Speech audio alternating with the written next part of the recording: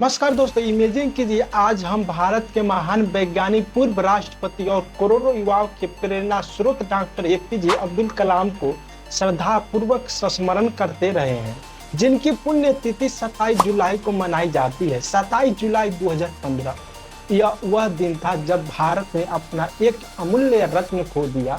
लेकिन यह केवल उनके निधन की तिथि नहीं है, बल्कि उनके असाधारण जीवन उपलब्धियों और अमर विचारों को याद करने का अवसर भी है। डॉक्टर एपीजे अब्दुल कलाम का जीवन संघर्ष, परिश्रम और राष्ट्र भक्ति का जीवन उदाहरण है। तमिलनाडु के रामेश्वर में एक साधारण परिवारों में जन्मे कलाम जी ने आर्थिक कठिनाइयों को भी कभी अपनी प्रगति में बाधा नहीं बनते दिया।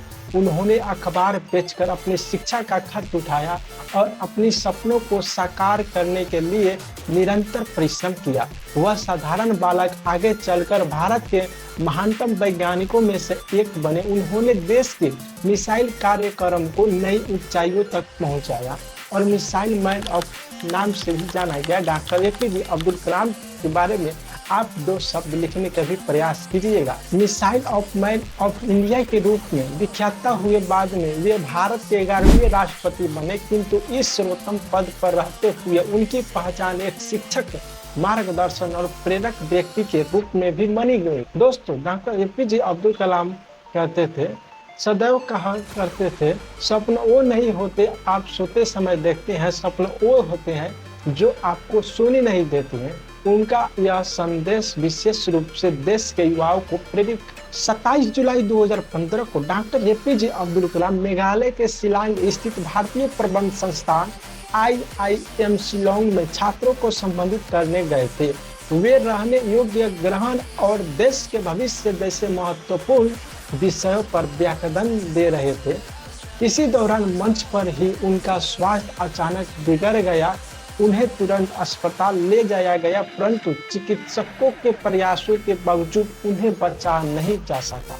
यह अत्यंत प्रेरणादायक है कि जिस व्यक्ति ने अपने संपूर्ण जीवन विद्यार्थियों को प्रेरित करने में समर्पित किया, उन्होंने अपनी अंतिम सांस भी छात्रों के बीच ली।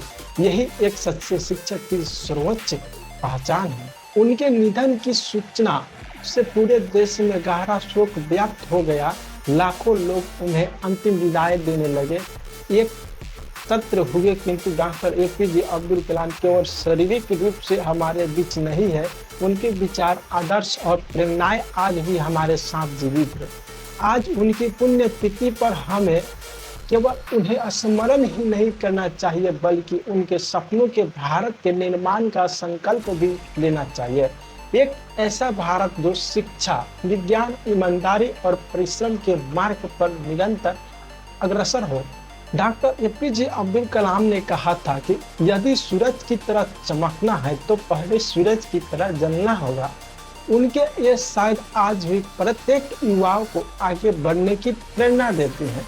डॉक्टर एपीजे अब्दुल कलाम को पुण्यतिथि पर शत शत नमन। जय हिंद।